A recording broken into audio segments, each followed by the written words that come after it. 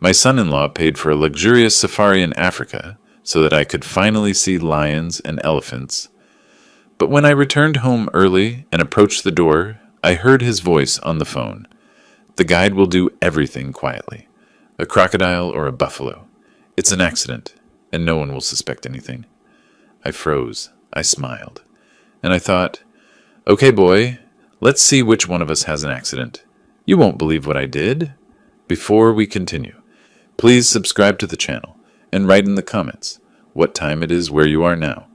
The Phoenix heat followed me through the front door like something alive, clinging to my shirt despite the air conditioning humming somewhere in the walls. I loosened my tie. 10 hours at the dealership always left a ring around my neck, and stopped in the foyer. Voices, low, careful voices coming from the living room. 2 weeks of silence, and now they were talking. I'd refused the money.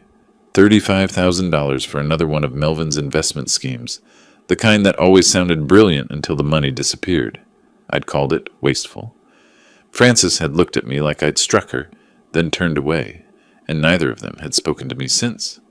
I walked toward the living room, each step deliberate. They sat on the leather couch, Frances and Melvin side by side, an envelope resting on the cushion between them. The air felt heavy, thick with something unspoken. Frances glanced up first, her expression carefully neutral. Melvin stood, and I noticed his smile didn't quite work. Too wide, too sudden. What's this? I stayed near the doorway, one hand still on the frame. Ben, Melvin gestured at the envelope. Frances and I have been talking. About the argument. About everything. We want to make things right. Open it. I didn't move. 2 weeks of cold shoulders, and now an envelope. The pattern was familiar. Charm following anger. Gifts following demands. But something in Frances's face made me step forward. She looked softer somehow, almost like the daughter I remembered. I took the envelope. Inside were boarding passes, thick cardstock with airline logos, business class. My hands started shaking before my brain caught up to what I was reading. Tanzania? Melvin, this must have cost... How did you... I looked up from the tickets, searching his face for the angle. There was always an angle. I've been putting away my bonuses for months. His voice came too quickly, rehearsed. You always talked about Africa, remember? At Frances's birthday dinner 3 years back. We want you to finally go. You've earned it. I stared at the tickets. $12,000 minimum for a package like this. Melvin, who hadn't hit a sales target in 6 months. Melvin, who complained about gas money. Frances moved then, crossing the space between us faster than I expected. Her arms wrapped around me before I could process, and her voice came soft, near my ear, hitting something deep and old inside my chest. Dad, you work so hard. You give us so much. Let us give something back to you for once. Please, we want you to have this. She squeezed my hand the way she used to as a child, that specific pressure I'd forgotten about. I felt my resistance crumbling like sand. Maybe I had been too harsh. Maybe Melvin was finally growing up. Maybe they actually... I don't know what to say. My voice cracked, and I hated that it did. This is incredibly generous. Maybe I was too hard on you, Melvin. Thank you. Both of you. I pulled them both into a hug, closing my eyes against the sting behind them. When I opened them again, I caught something, just for a second, a flicker in Melvin's smile. But Frances was warm against my shoulder, and I pushed the thought away. When do I leave? 3 days, Melvin said. Gives you time to pack. Get your affairs in order. 2 weeks in Tanzania. Safari, lodges, the whole experience. 3 days. I looked down at the tickets again, at the word Kilimanjaro, printed in bold letters. My dream. The one I'd mentioned once, maybe twice, in passing years ago. They'd remembered. How did you pay for this? The question came out before I could stop it. Ben, come on. Melvin's laugh sounded genuine. Don't overthink it. Just enjoy it. You deserve a break. The dealership will survive without you for 2 weeks. Frances pulled back, her eyes meeting mine. Promise us you'll actually relax. No checking emails, no worrying about us. Just be happy, Dad. Be happy. When was the last time someone had told me that? I promise, I said, and meant it. They stayed another hour, talking about the itinerary, the safari lodges, the wildlife I'd see. Frances made coffee the way I liked it. Too much sugar, not enough cream. Melvin told a story about a customer at the dealership that actually made me laugh. For those 60 minutes, we were a family again. After they left, I sat in my study with the tickets under the lamplight. The paper felt expensive, official, real. Africa. After 30 years of talking about it, dreaming about it, postponing it. I picked up the framed photo on my desk. Frances at 7, missing her front teeth, laughing at something I'd said, her whole face bright with joy. Where had that little girl gone? When had she learned to look at me with calculation instead of love? But the tickets were in my hand, heavy, real. Maybe the little girl was still there, buried under years of Melvin's influence, and maybe this gift meant she was coming back. I wanted to believe that. I needed to believe it. Tomorrow I'd start packing. Tomorrow I'd let myself feel excited instead of suspicious. Tomorrow I'd trust my daughter again. I turned off the lamp and carried the tickets upstairs, placing them on my nightstand where I could see them first thing in the morning. In the darkness of my bedroom, I touched them twice more before sleep came, just to confirm they were real. They were real. Sunlight cut through the blinds before 6, harsh and white, the way Phoenix mornings always were. I woke with the tickets already in my hand. I'd reached for them sometime in the night, half dreaming. They were still real. Tanzania was still real. I stood before my closet, pulling out khaki shirts and lightweight pants, when the memories started.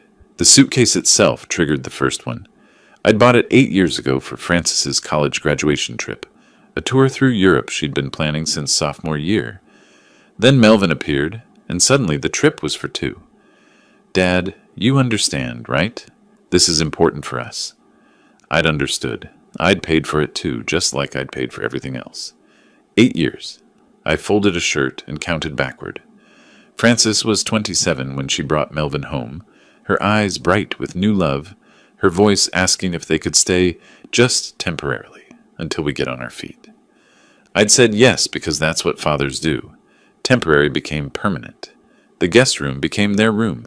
My house became our house. I created a position for him at the dealership, $65,000 a year despite zero experience in sales. Watched him miss target after target while other salespeople worked weekends. The Lexus I gave them for their anniversary cost $45,000 I couldn't really spare. Their wedding, $28,000 for one day. Flowers wilting in the heat. A dress Frances wore once. A cake we ate in 15 minutes. How much had I spent? Not in dollars, though those numbers were staggering enough. How much had I spent in dignity, watching my daughter's thank you transform into, it's the least you can do? How much in hope each time I convinced myself the next request would be the last? I found one of Frances's childhood photos somehow wedged in my sock drawer. 10 years old, braces catching the light, genuine smile. I couldn't remember when I'd put it there or why. She wore her soccer uniform. I'd coached that team, spent every Saturday morning on fields across Scottsdale teaching her to pass, to shoot, to keep going even when she was tired. When had she changed? I traced the timeline while folding pants. Gradual, insidious. Small requests became demands. Could you help? Became, you need to handle this. Affection became transactional. Hugs when she needed something, silence when she didn't. I'd watched my daughter disappear for years, replaced piece by someone who looked like her but talked like Melvin. But maybe the tickets meant something. Maybe. I checked the clock. 2 hours until I needed to leave for the airport. I zipped the suitcase and carried it downstairs. The drive to Sky Harbor took 40 minutes through heat that shimmered off the asphalt. My car's thermometer read 109 degrees at 10 in the morning. At a red light on the I-10, I pulled the tickets from my jacket pocket and ran my thumb over them again. $12,000. From bonuses. Melvin hadn't hit a sales target in 6 months. How does a man failing at his job save $12,000? But I didn't turn around. I merged onto the airport access road and parked in long term, checking the tickets one more time before locking the car. Security, gate, boarding. Everything moved in a haze. Business class meant legroom, meant wine I didn't drink, meant flight attendants who smiled with actual warmth. I watched Phoenix shrink below, the city grid giving way to desert, then mountains, then nothing but clouds. Somewhere over the Atlantic, I studied the photos on my phone. Frances at 15, at 20, at 30. I could see the change happening in real time, frame by frame. The way her smile got smaller, the way her eyes got harder, the way Melvin appeared in more and more pictures until he was in all of them, his arm around her shoulders, his influence seeping into every expression on her face. Maybe I'd been unfair. Maybe I'd been so focused on what they cost me that I couldn't see them trying to give back. Maybe this was their way of saying they finally understood. Maybe. The layover in Addis Ababa lasted 4 hours. I walked the terminal in circles, too nervous to sit, too tired to think clearly. Then another flight, shorter, the cabin filled with tourists speaking German and French, and languages I couldn't identify. Tanzania appeared through the window like a painting. Vast golden plains, scattered green, mountains in the distance that could have been clouds, except they weren't moving. Mount Kilimanjaro rose in the far north, snow-capped despite the equatorial heat, impossibly beautiful. Kilimanjaro Airport was small, efficient, cooler than Phoenix but still warm. I moved through customs in a daze, got my passport stamped, collected my suitcase from a carousel that squeaked with each rotation. "Mr. West?" A man stepped forward, mid-40s maybe, fit, wearing khaki safari gear and holding a clipboard. His smile was professional, rehearsed from years of greeting nervous tourists. "Yes, that's me. Joseph, I am your guide for the safari. Welcome to Tanzania." His handshake was firm, but his eyes were already scanning my face, my posture, something I couldn't identify. "First, very important, you have your diabetes medication, yes? You took your morning dose? The altitude and heat can affect blood sugar levels. We must be very careful with your health during the safari. Very careful." I blinked. "I have everything I need. I've been managing this condition for 15 years, but thank you for the concern." Of course, of course." He checked something on his clipboard, glanced at his watch. "But I must ask, any dizziness, fatigue, unusual symptoms? The journey was very long. You must tell me immediately if you feel unwell. It is my responsibility to keep you safe." The way he said responsibility felt odd, like he was reminding himself more than informing me. But I was jet-lagged, overwhelmed by new smells and sounds, too focused on the fact that I was actually here, in Africa, after all these years. "I feel fine," I said, "just tired from the flight." "Good, good. The vehicle is outside. We drive 3 hours to the first lodge. You rest, drink water, take your medications on schedule. Very important for a man of your health condition." He reached for my suitcase and I let him take it. Through the airport doors, the African air hit me, dry, dusty, carrying the scent of distant rain and something else I couldn't name.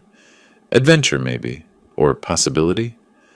Joseph walked quickly toward a Land Cruiser parked in the safari company area, checking his watch again when he thought I wasn't looking. I climbed into the passenger seat, still dizzy from travel, still carrying the hope that maybe, just maybe, my daughter had finally come back to me. The canvas walls of my tent glowed amber with dawn. I woke to sounds I'd never heard before, bird calls that weren't cardinals or sparrows, distant grunts that might have been wildebeest or something larger, wind moving through grass that went on forever. My glucose meter sat on the small camp table beside the cot. 118 mDL. Normal. I took my morning pills, dressed in the khaki shirt I'd packed specifically for this, and stepped outside. Joseph stood beside the Land Cruiser, binoculars already around his neck. "Good morning, Mr. West. Ready for your first real safari?" The next 4 days were wonder compressed into hours. Dawn drives where golden light spilled across plains that seemed to curve with the earth itself. Zebra herds moving like living rivers, their stripes blurring into motion and pattern. Elephants silhouetted against Kilimanjaro's impossible snow-capped peak. I photographed lions lounging in acacia shade, watched giraffes bend those absurd necks to drink, saw cheetahs teaching cubs to hunt. Joseph knew everything. He could identify birds by their calls, explain why elephants bathed in specific mud holes, predict where leopards would rest during afternoon heat. We fell into an easy rhythm, early starts, long drives, his stories about the ecosystem filling the spaces between animal sightings. At night, I sat outside my tent, under stars so thick they looked painted, thinking maybe I'd been wrong about Melvin. Maybe the gift was real. Maybe my daughter hadn't disappeared after all. The shift came on the 5th morning. "Mr. West, we should walk closer to the watering hole."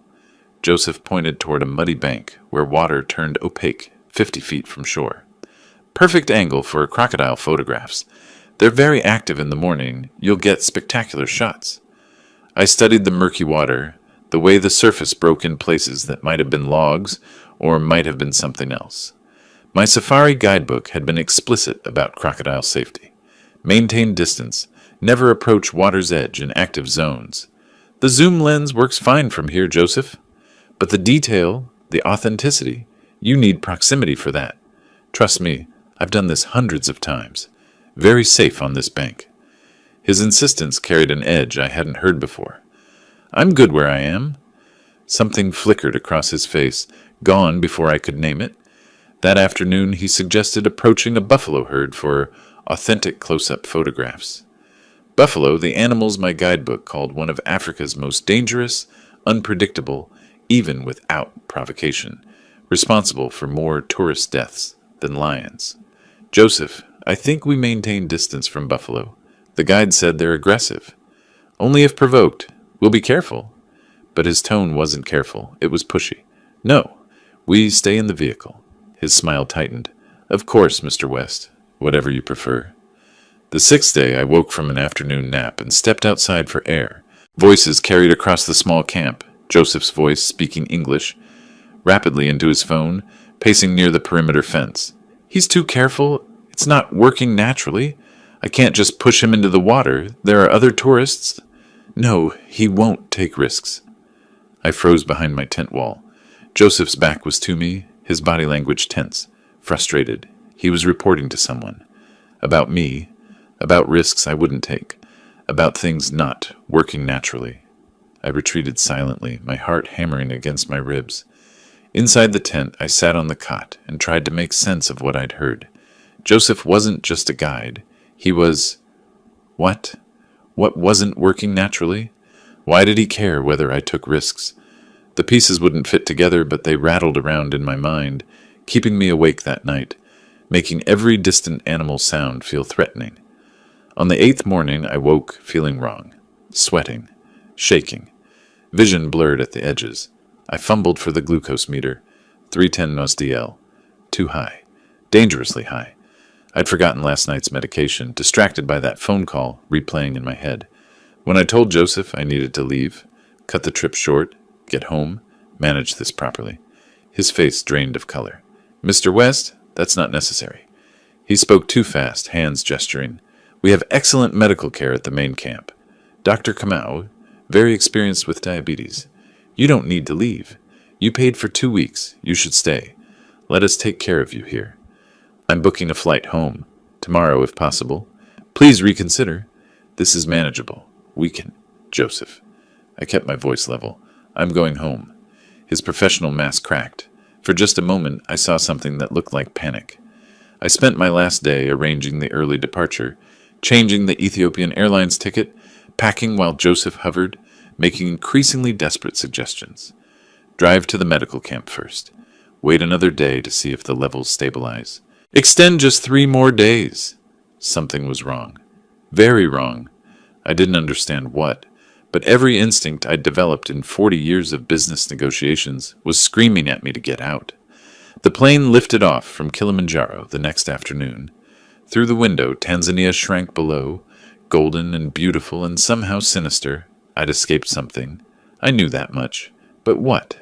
The question followed me across the Atlantic, through the layover in Addis Ababa, all the way home. The Phoenix night air hit me at 12:40 a.m., still 85 degrees even at this hour, dry heat radiating from concrete. I stood outside Sky Harbor's terminal, exhausted down to my bones. 30 hours of travel, jet lag pulling at my thoughts like weights. But my glucose levels had finally stabilized, and I was home. I hadn't called Francis or Melvin, wanted to surprise them, show up early, maybe have breakfast together. Part of me hoped to catch genuine relief on their faces when I walked through the door. The taxi ride through empty Phoenix streets took 40 minutes. Dawn was just beginning when we pulled onto my quiet Scottsdale street, the sky shifting from black to deep purple, stars fading. 6:25 a.m., according to my watch. I paid the driver quietly, hefted my suitcase from the trunk. My house looked peaceful. Porch light still on. Francis's car in the driveway, everything normal. I used my key on the garage side door, not wanting to startle them awake with the front entrance. The house was dim, silent except for voices from the kitchen. I checked my watch again. 6:30 a.m. Who was awake this early? I left the suitcase by the garage entrance and moved toward the sound, walking carefully across tile floor in my travel-worn shoes. The kitchen door was slightly ajar, light spilling through the crack. I raised my hand to push it open.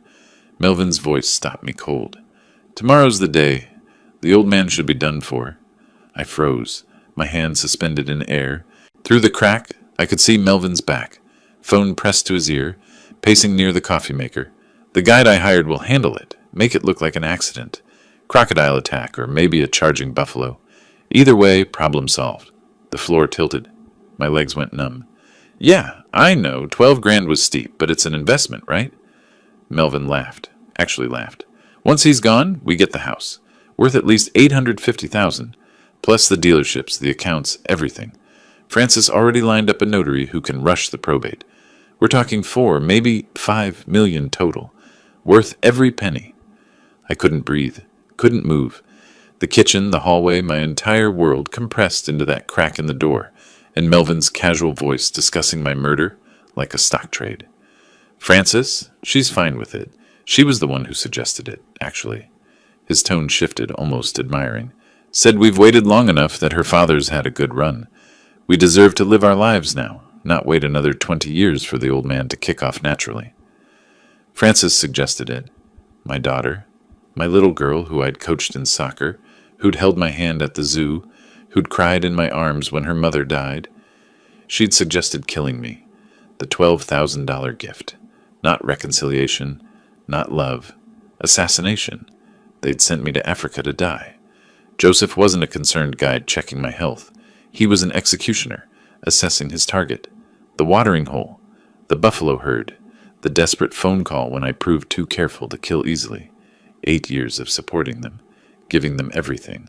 A home, jobs, money, love. And they'd repaid me by plotting my death. I stood paralyzed for 30 seconds. That felt like 30 years. Through the crack, I saw Melvin laugh again at something the person on the phone said. That sound, easy, cheerful, discussing my corpse like a punchline, snapped me into motion. I couldn't confront them. Not now. Not without proof. Not without a plan. My hands shook as I backed away down the hallway, each step careful, praying the floor wouldn't creak. I picked up my suitcase from where I'd left it, let myself back out through the garage, closed the door with infinite care. The dawn light was brighter now. I stood at the end of my driveway, the house I'd built, paid for, shared, and pulled out my phone. Called another taxi, whispered the request. 10 minutes. The driver arrived in 10 minutes. I gave him the address of the Hilton in downtown Phoenix, 15 miles away. As we pulled away, I watched my house recede in the side mirror. Francis's car still in the driveway. Porch light still glowing. Everything looking normal while inside, my daughter and her husband celebrated my impending death.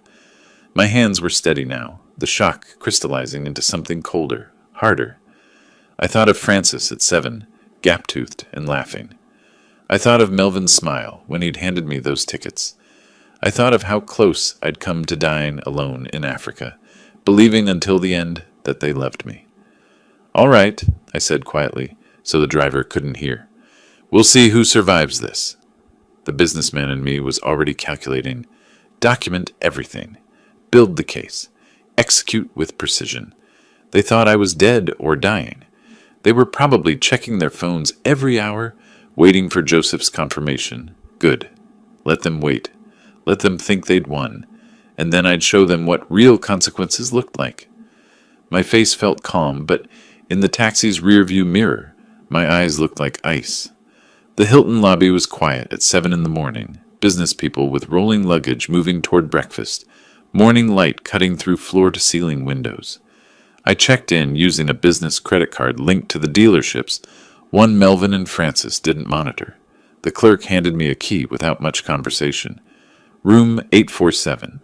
In the elevator, I caught my reflection in the polished doors.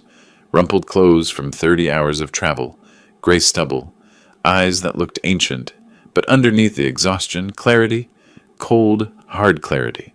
For 2 days, I didn't leave that room. August 10th and 11th blurred together. Room service trays stacking up, legal pad filling with notes. I wrote everything I knew.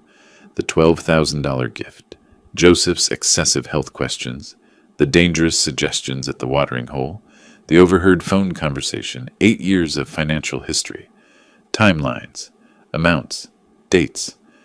I was building a case, not for police, but for myself. My phone buzzed occasionally. Francis, "Dad, are you okay? Haven't heard from you in days." I didn't respond. Let them wonder. Let them worry that something went wrong in Tanzania. The businessman in me took over.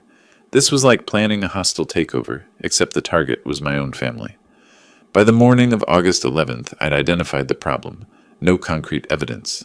The overheard conversation wasn't recorded. Joseph was in Tanzania, probably paid and gone. If I went to police now, Melvin would claim it was a joke, hyperbolic venting. Francis would cry, play confused. They'd accuse me of paranoia, diabetes-related confusion, old age. A criminal trial takes years, costs hundreds of thousands, destroys everyone publicly, might fail. But there was another way. I didn't need criminal court. I needed civil control.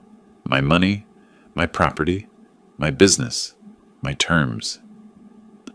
August 12th, I researched family law attorneys in Phoenix. Found Rick Holloway, 52, partner at a mid-sized firm specialized in estate planning and family disputes.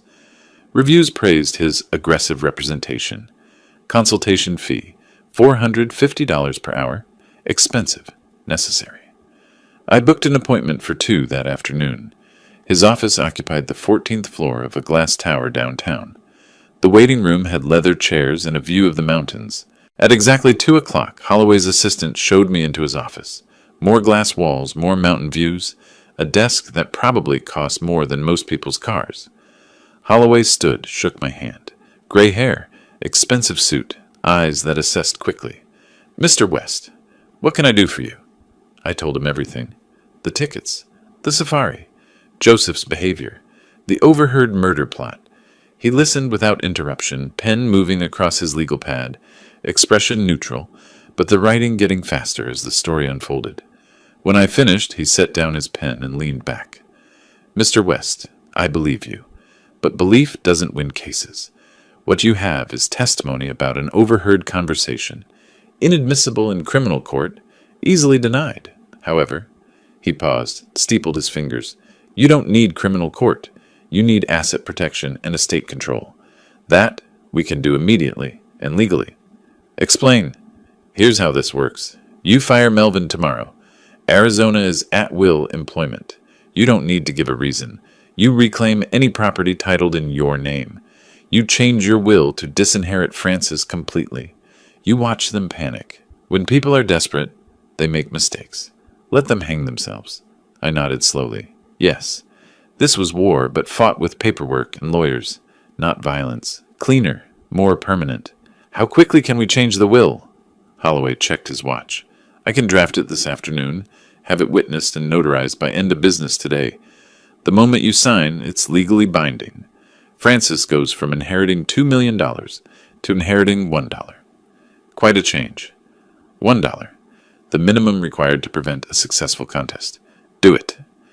He worked for 2 hours while I sat in his conference room drinking coffee that tasted like it cost $20 a cup. Through the glass wall, I watched him typing, making phone calls, printing documents.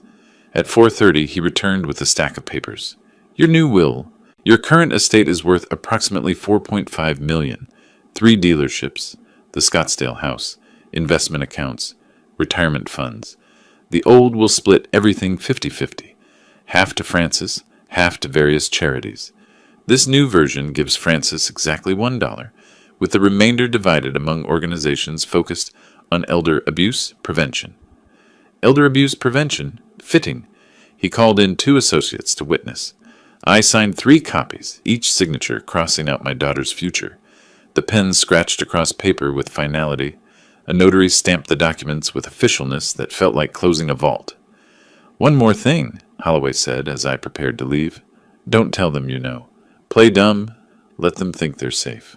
Watch what they do when they believe they've gotten away with it. You'll learn everything you need to know about who they really are." I shook his hand. "Thank you." "My pleasure. And Mr. West, they tried to kill you for money. $1 is generous." I took a taxi back to the Hilton. In my room, I sat on the bed, holding copies of the new will. 8 years I'd supported them. A home, jobs, money whenever they asked, and they'd repaid me by trying to make me crocodile food in Africa. Frances's face floated through my mind. 7 years old, missing her front teeth, laughing. That little girl was gone. Had been for years. Maybe she'd never really existed the way I remembered. I put the will in my suitcase and tried to sleep. Tomorrow, I'd face them. Tomorrow, the real game would begin. August 14th, 6 o'clock in the evening, I sat on my hotel bed, phone in hand, composing a text message to Frances. My thumb hovered over the screen. This was the opening move. Once I sent this, there was no going back. I typed carefully. "Dear Frances, arriving home tonight. Flight delayed a week due to technical problems in Africa. Will be home around 9 p.m. Love, Dad." Read it twice. Press send. The message delivered immediately. I watched the screen. 3 minutes passed. Then, "Dad, we were so worried. Can't wait to see you." The heart emoji felt obscene. I didn't respond. At 7:30, I checked out of the Hilton. Thanked the front desk clerk who'd been professionally distant for 4 days. The Uber driver who picked me up was maybe 25, playing music I didn't recognize, making small talk about the weather, the brutal Arizona summer that never seemed to end. He had no idea his passenger was a man returning from the dead to haunt his would-be murderers. I tipped him $40 when we reached Scottsdale. He seemed surprised, grateful, the last normal human interaction I'd have before stepping into my war zone of a home. At 9:15, deliberately 15 minutes late to increase their anxiety, the Uber pulled into my driveway. Every light in the house was on. They were waiting, watching through windows probably, wondering if I was real or some kind of mistake. I took my suitcase from the trunk and stood for a moment, looking at the place I'd built 30 years ago, paid for with sweat and 18-hour days at the dealerships, shared freely with a daughter I'd loved more than anything. 4 days ago, I'd walked away heartbroken, devastated. Now I was returning as something else, something colder, an architect of justice. I walked up the front steps, key already in hand, and opened the door. "I'm home!" Frances and Melvin appeared from the living room like they'd been launched. Their expressions hit in sequence, perfect theatrical progression. Shock first, faces draining of color so fast I could almost see blood retreating, mouths opening slightly in that cartoon surprise that would be funny if it weren't so damning. Then confusion, brains struggling to process impossibility. He's supposed to be dead, torn apart by crocodiles or trampled by buffalo. Why is he standing here with a suitcase looking tired but alive? Then fear, naked and raw and unmistakable, before desperate smiles plastered over everything like masks they'd grabbed at the last second. "Dad!" Frances rushed forward, movements too fast, too jerky. "Oh, thank goodness you're home. We were beside ourselves with worry.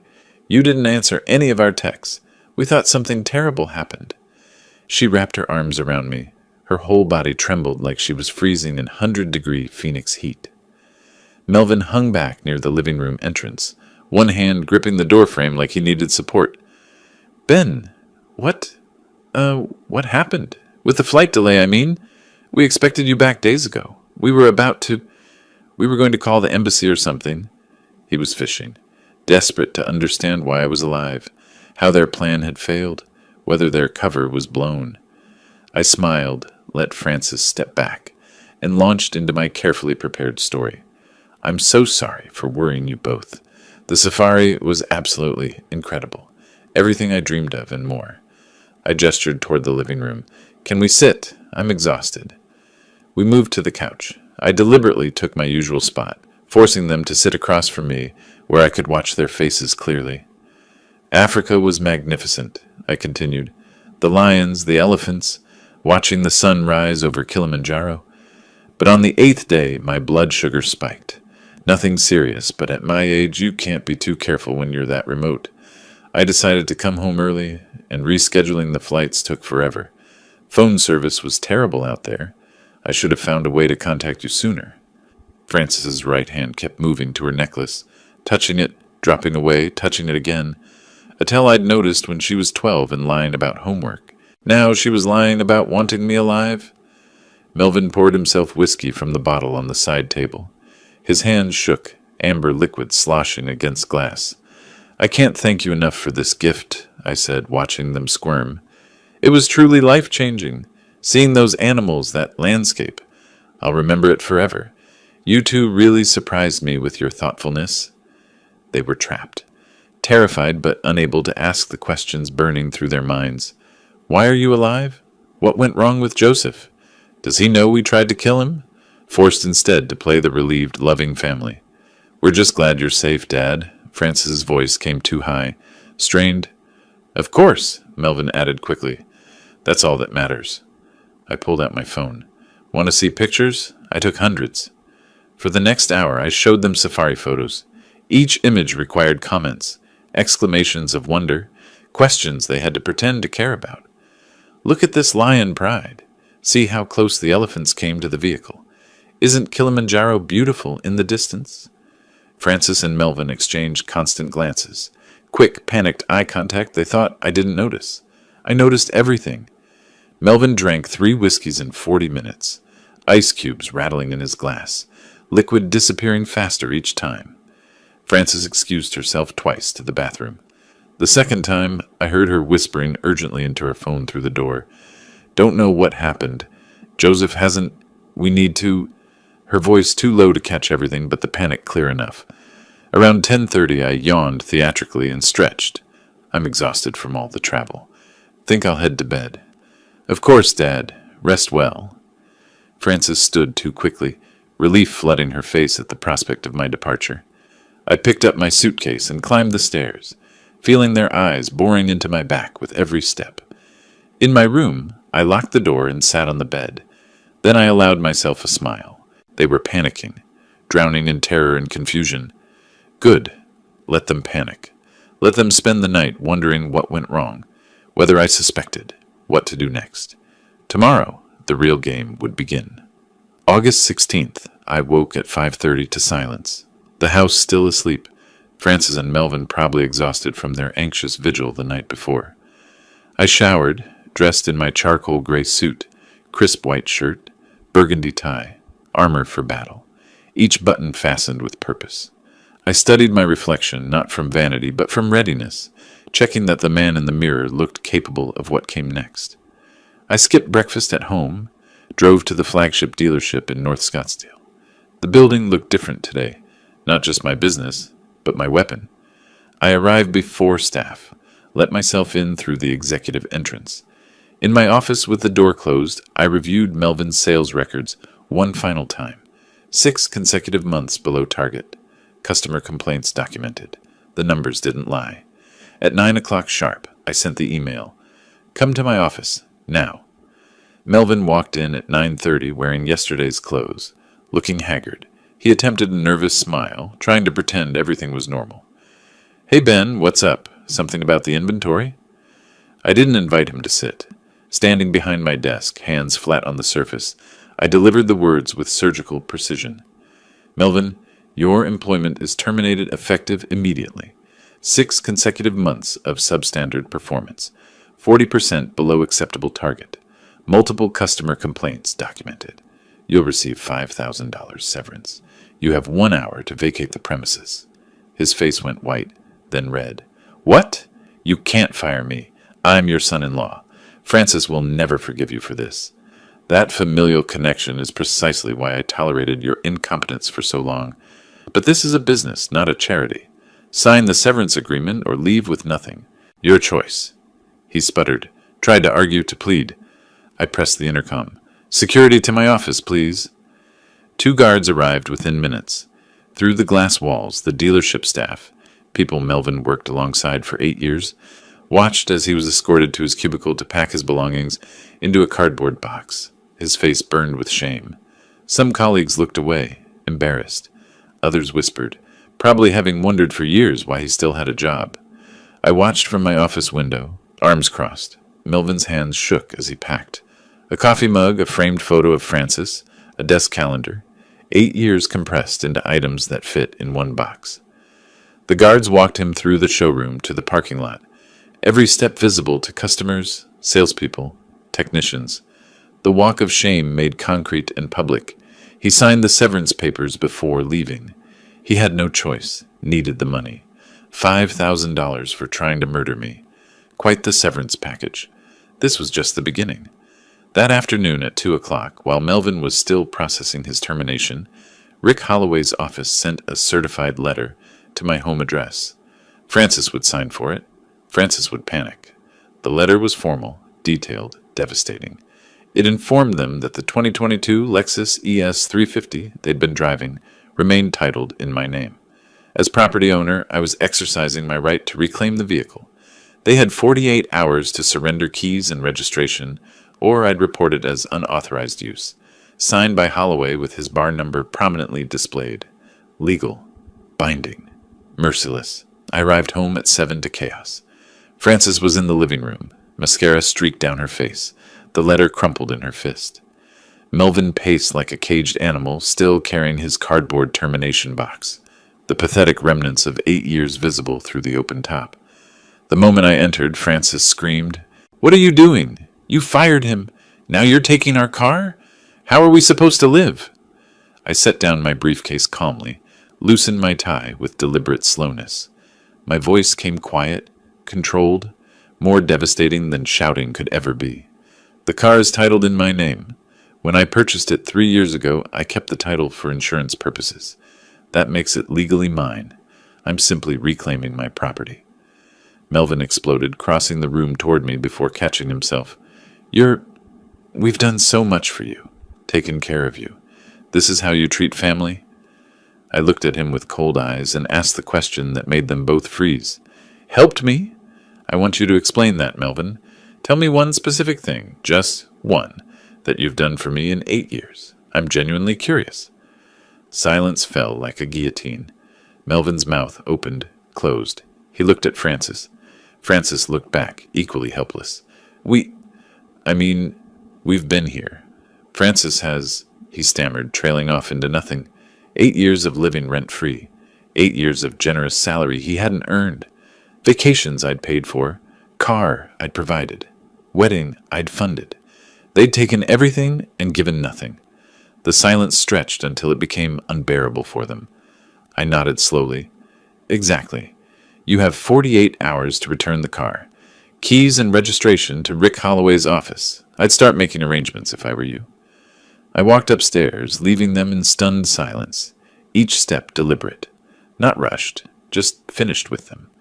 As I closed my bedroom door, I heard Frances whisper, voice breaking. "He knows. Oh no, he knows something. The way he's acting, the timing. He knows about Tanzania." Yes, Frances, I knew everything. And this was only the first strike. August 18th, 2 days since I'd fired Melvin and reclaimed the car. Frances knocked on my bedroom door as I was leaving for work, blocking the hallway. Her face was carefully staged, tear-stained, trembling. "Dad, please, can we talk? Just 5 minutes?" I checked my watch but nodded. In the living room, she launched into her prepared speech. They didn't deserve this treatment. Melvin was just going through a rough period. Everyone had bad months at work. Taking the car was cruel when they had no income. She cried, real tears, because her situation was genuinely desperate. I listened without expression, then responded with devastating calm. "A rough period? Francis, Melvin has lived in my house rent-free for 8 years, driven my car, worked at my business earning more than he deserved. This isn't a rough period. This is consequences for years of taking advantage." Her face crumpled. I left for work. That evening she tried again, but the tactics had changed. Melvin stood behind her like backup, and her tone shifted from pleading to aggressive. "If you don't stop this, we'll get a lawyer. We have rights. You can't just throw us out, take our things. There are laws about this." I actually smiled. Cold. No warmth in it. "By all means, hire an attorney. I'm curious what they'll tell you. I'll even give you a recommendation. Rick Holloway, excellent family law attorney. Oh, wait, he's already representing me. The implication was clear. I'd already locked down legal protection. They were playing a game where all the pieces belonged to me. 2 days later, on August 20th, they scraped together $200 for a legal consultation. I found the receipt later. Gary Chen, solo practitioner, strip mall office near downtown Phoenix. I could imagine the scene. Francis and Melvin sitting across from some overworked attorney in a cluttered office, fluorescent lights humming, explaining their situation, hoping for different news than what they were about to receive. They returned home that evening looking devastated. The attorney had confirmed what they feared. I held all the cards legally, Arizona at will employment, car titled in my name, my house, my rules. They had no case. They'd wasted their $200. That night, Melvin made his final desperate move. I woke around 2 a.m. to a sound downstairs. Subtle, careful. I stayed in bed, listening. Footsteps in my study, drawers opening, the soft click of a filing cabinet. Melvin was searching for documentation. The new will, bank records, anything he could use as leverage. I smiled in the darkness. Every important document was in Rick Holloway's office safe. Melvin would find nothing except old tax returns and dealership brochures. 20 minutes later, the footsteps retreated. His bedroom door closed quietly. He'd found nothing. Over the next 4 days, I watched them unravel. They argued constantly, voices raised behind their closed door, accusations flying. Francis blamed Melvin for failing at his job, for getting them into this situation. Melvin blamed Francis for my sudden hostility, suggested she must have done something to trigger it. Neither could say the real words. We tried to murder him, and somehow he knows. The debt collector starts calling. I heard Francis on the phone, voice shaking. I understand, but we need more time. Click. Another creditor. Another missed payment. Credit card statements appeared on the kitchen counter, forgotten in their panic. I glanced at them. $18,000 in combined debt. Minimum payments they couldn't make without Melvin's income. Uber charges piling up. No car meant every trip cost money they didn't have. They ate my food but avoided me at mealtimes. The few times we crossed paths, they couldn't meet my eyes. The atmosphere in the house was toxic, poisonous, waiting for the next blow to fall. I observed it all with quiet satisfaction. Watching them destroy each other was almost as satisfying as destroying them myself. One evening, their argument crescendoed loud enough that I heard through the walls. "This is your fault," Francis screamed. "If you'd just done your job properly, hit your targets, he wouldn't have had an excuse to fire you." "My fault?" Melvin's voice was defensive, angry. "What did you do to make him turn on us like this? He was fine until Tanzania. Something happened. Something you're not telling me. Did he figure out what we—" He stopped himself, but the implication hung in the air. Silence fell in their room. I stood in my study, listening to their fear, and allowed myself a moment of cold satisfaction. They were tearing each other apart. No loyalty, no unity when pressure hit, just blame and terror. This is who they really were, and I was just getting started. August 25th, Monday morning. Francis and Melvin were out job hunting via Uber, burning through money they didn't have on rides across Phoenix to interviews that led nowhere. I sat in my study making phone calls, pen poised over a guest list. Neighbors, family friends, colleagues from the dealerships. 15 people total. My tone was warm, apologetic, carefully modulated. I know things have been tense with Francis and Melvin lately. We've had our difficulties. But I'd like to smooth things over, have everyone together. This Saturday evening, 6 o'clock. Just burgers and conversation. I'd really appreciate your support. Everyone accepted. They thought I was extending an olive branch, trying to heal family wounds. They had no idea they were being invited to a public execution. That afternoon, when Francis and Melvin returned home, exhausted and discouraged, from another fruitless day of applications, I made my announcement. I've been thinking about how strained things have been between us. I'd like to try to make peace. I've invited some friends and neighbors over for a barbecue Saturday evening. Nothing fancy, just food and conversation. A chance for us to reset as a family. Francis and Melvin exchanged shocked glances. Was this surrender? Had I decided to back down? Francis's eyes filled with cautious hope, the first light I'd seen in them for days. Dad, really? You mean that? You want to work things out? I nodded, my expression carefully neutral, giving nothing away. I think it's time we cleared the air, publicly, as a family. They missed the emphasis on publicly, too desperate for relief, for any sign of mercy, to hear the warning buried in that single word. Saturday evening arrived with perfect Arizona weather, temperature cooling to the low 90s as the sun descended, golden light washing across my backyard like a spotlight on a stage.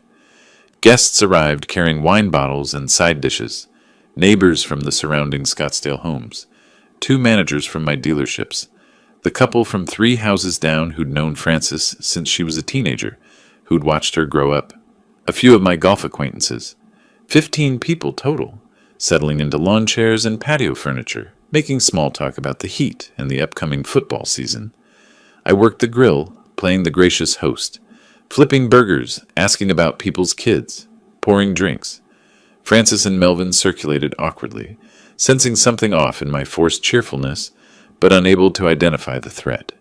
They smiled too much, laughed too loudly, trying to appear normal while fear flickered behind their eyes. Around 7:30, when everyone had drinks and plates of food, when the conversation had reached that comfortable hum of a successful gathering, I tapped my glass with a knife. The sharp ring cut through the chatter. Conversation died. All eyes turned to me. Friends, thank you for coming tonight. I stood beside the grill, glass raised, my voice carrying clearly across the quiet yard. I asked you here because I believe in transparency, especially regarding family matters. I want to tell you all the truth about my relationship with my daughter and son-in-law. Frances's face drained of color, like water running from a sink. She started to stand, but Melvin grabbed her arm, fingers digging into her flesh. Making a scene now would look worse, confirm guilt. I continued, my tone calm, factual, devastating in its measured delivery. For 8 years, Frances and Melvin have lived in my home rent-free. I've provided everything, housing, employment for Melvin at my dealership, a car, vacations, financial support. Over those 8 years, I've spent approximately $280,000 supporting their lifestyle. I did this because I loved my daughter and wanted to help her family build a foundation for their future. I paused, letting that number sink in. $280,000. Some guests shifted uncomfortably, a few exchanged glances. Recently, Melvin gave me what seemed like a wonderful gift, a 2-week safari to Tanzania. Cost about $12,000. I was deeply touched by this apparent generosity from a man who'd never shown such consideration before. It seemed like a turning point, a sign they'd finally grown up, wanted to give back for all I'd provided. I pulled papers from my pocket, phone records Rick Holloway had obtained legally through subpoena. But I learned something disturbing during that trip. These are Melvin's phone records from late July. The day before my departure, he made 3 calls to Tanzania, to a safari guide named Joseph. He also transferred $8,000 to an account in Joseph's name through an international wire service. I unfolded the papers, holding them up so people could see the documentary evidence. That gift wasn't generosity. It was a murder plot. Joseph was paid to arrange my death and make it look like an animal attack, a crocodile, a charging buffalo, something believable. Then Frances and Melvin could inherit my estate immediately, rather than wait for nature to take its course. The backyard erupted like I'd thrown a match into gasoline. Frances screamed, her voice high and panicked. "Stop it! Dad, you've lost your mind. This is insane. Everyone, he's not well. His diabetes, the stress of running the business, he's confused and paranoid." But guests were already standing, backing away from her and Melvin like they carried something contagious. The neighbor woman who'd taught Frances in Sunday school 20 years ago put her hand over her mouth, looking sick. "Frances, is any of this true? Your own father?" Melvin tried to argue, his voice too loud, too aggressive. "He can't prove anything. Phone calls don't mean murder. This is a vindictive old man lying because I couldn't hit sales targets. You all know how he is. Controlling, demanding." But my calm presentation, the documentary evidence in my hands, the obvious pain in my carefully controlled voice, it was compelling in a way their denials weren't. One of the dealership managers shook his head slowly, disgust written across his face. Ben, I don't know what to say. I'm so sorry you went through this. If you need anything, character statements, testimony for any legal proceedings, you let me know. Guests began leaving, some quickly, hurrying to their cars without looking back, eager to escape the toxicity. Others paused to squeeze my shoulder, express shock or sympathy, promised to call. Within 20 minutes, the yard was empty except for me, Frances sobbing on a patio chair with her face buried in her hands, and Melvin standing frozen near the now-cold grill. Exposed, ruined, their social death complete. Everyone in Scottsdale would know by morning. The story would spread like wildfire through their social circles, their professional networks, every connection they'd built over the years. The next morning, Rick Holloway delivered the official eviction notice to the front door. 30 days to vacate the premises. August 28th, 3 days after the catastrophic barbecue. Frances and Melvin had spent those days in their bedroom, phones turned off, hiding from the world they could no longer face. They'd found a studio apartment in a rundown complex near 27th Avenue and Indian School Road, far from Scottsdale's manicured comfort. $950 per month for 400 square feet, bars on the windows, sirens at night. The kind of place they'd never imagined living. It was all they could manage. The packing was brutal and revealing. Frances stood in her childhood bedroom, the room where she'd grown up, dreamed, become who she was, and realized she was leaving it forever. Every item she packed reminded her of what she'd thrown away. She found a photo album from her 16th birthday party. Me smiling, arm around her shoulders, so proud of my little girl. She sat on the floor crying, album open on her lap, seeing the evidence of love she'd repaid with betrayal. In the garage, Melvin threw tools and sporting equipment into boxes with angry violence. Golf clubs I'd bought him, camping gear I'd funded, each item a reminder of my generosity he'd never appreciated, never earned, never deserved. They weren't just moving out. They were confronting 8 years of unearned privilege, now ending. On the evening of August 29th, their second-to-last night in my house, Frances made a decision. She'd lost everything else. She had to try one final time to reach her father. Around 8 o'clock, she knocked on my study door. I was at my desk reviewing dealership reports, life moving forward without her, as it would continue to do. "Dad, can I talk to you, please?" Her voice cracked on the last word. I looked up, expression unreadable, but nodded. She entered and did something she hadn't done since childhood. She dropped to her knees beside my desk. Tears streamed down her face. Real tears, not the manipulation she'd perfected over the years. "Dad, I'm so sorry. I was blind and selfish and cruel. Melvin convinced me you owed us, that we deserved everything, but I know that's not an excuse. What we tried to do, I can't even say it out loud. It's unforgivable. But I loved you. I still love you.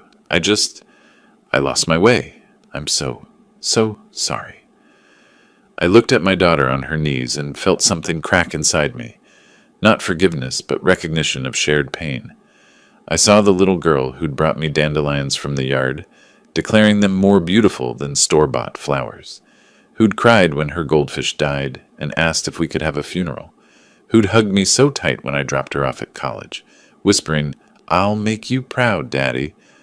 But I also saw the woman who'd conspired to murder me for money, who'd valued early inheritance over my life, who'd spent 8 years taking and never giving back. The two images couldn't reconcile. My voice was quiet when I spoke, each word carefully chosen. "Frances, I loved you more than anything in this world. I gave you everything I had, not just money, but trust, faith, belief in who you could become. You chose greed over that love. You decided my death was worth it if it meant accessing your inheritance a few decades early." I paused, feeling the full weight of those words. I can't forgive that. Not today. Maybe not ever. Maybe someday, years from now, when you've rebuilt your life without my support, proven you can be someone worth forgiving. Maybe then, but not now. You need to leave my house. Figure out who you really are without my money cushioning every fall. Earn back your self-respect. Then we'll see. Frances nodded, understanding she'd get no more than this possibility of distant, uncertain redemption, more than she deserved, less than she wanted. She stood and walked out, closing the door softly behind her. The next morning, August 30th, they loaded the last boxes into their rental van. 10 o'clock, already heating toward another Phoenix scorcher. I watched from my study window as they made final trips. Melvin never came to say goodbye. His pride wouldn't allow it, even now. He'd learned nothing, blamed everyone but himself. Frances paused at the door one final time, looked back at the house where she'd grown up, at the window where she could see my silhouette. She raised one hand in farewell or acknowledgement or apology. I didn't wave back. The van pulled away, exhaust pipe rattling, overloaded with their possessions. I watched until it turned the corner and disappeared from view.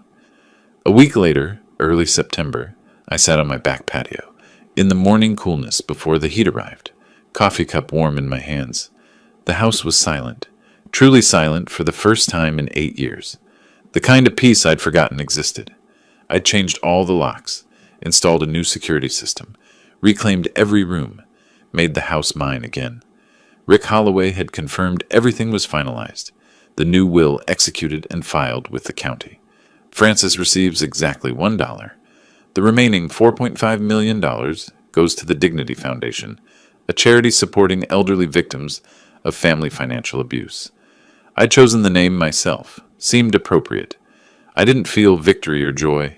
Those emotions were too simple for what I'd been through. I felt justice, balance, the restoration of order to a world that had been chaos. My life was my own again. In my calendar, I'd marked a date in October. Australia, solo, self-funded, genuinely for myself. Not a gift with hidden strings. Not someone else's agenda disguised as generosity. Just an old man seeing the world while he still could. I'd learned the lesson I needed. Love doesn't mean allowing others to exploit you. Boundaries aren't cruelty, they're self-respect. And family isn't defined by blood. It's defined by how people treat you.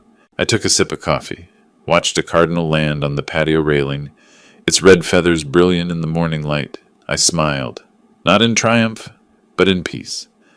The story was over. Life continued. And it was good. If you like this story, please like this video, subscribe to the channel, and share your impressions of this story in the comments. To listen to the next story, click on the box on the left. Thank you for watching.